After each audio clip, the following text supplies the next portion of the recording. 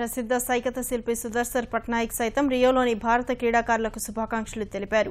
ఒడిశాలోని పూరి తీరంలో go for gold పేరుతో బంగారు పతకాలు గెలవాలని ఆకాంక్షిస్తూ సుందరమైన సైకత శిల్పాన్ని రూపొందించారు.